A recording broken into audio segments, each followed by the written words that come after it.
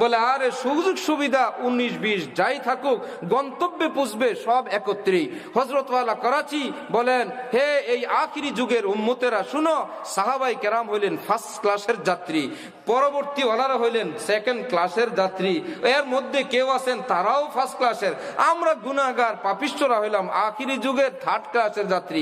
ট্রেনের বগির সঙ্গে বগি যদি ইঞ্জিনের সঙ্গে লাইগা থাকে, ঠক ঠক জক জক যাই করুক, ফ্যান চলুক আর না চলুক, উন্নত ব্যবস্থা নাই যদি হয়, ইঞ্জিন যেখানে যাবে থার্ড ক্লাসের বগিও সেখানে যাবে।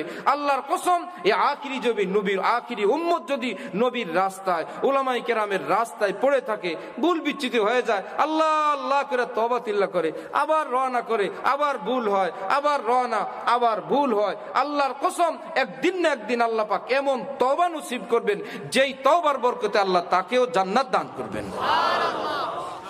এই জন্য বুজুর্গানি দ্বীন বলেন, তওবা 3 জিনিসের সমন্বয়। অতীতের গুনাহের জন্য লজ্জিত হওয়া। কি ভাইরা? প্রথম শর্ত অতীতের গুনাহের জন্য লজ্জিত হওয়া। দ্বিতীয় শর্ত যে গুনাহটা ছেড়ে দেওয়া।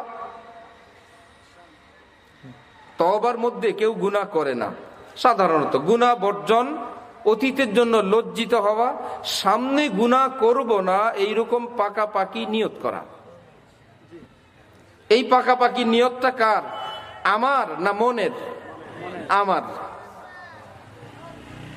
কোন কোন জায়গায় মনের হিসাব আল্লাহ নেন, কোন কোন জায়গায় বান্দার মুখের হিসাব আল্লাহ নেন। কোনটা কখন নিবেন আল্লাহ বলেন, যেই হিসাব ধরলে বান্দার লাভ, আমি তখন সেই হিসাব ধরি। সুবহান।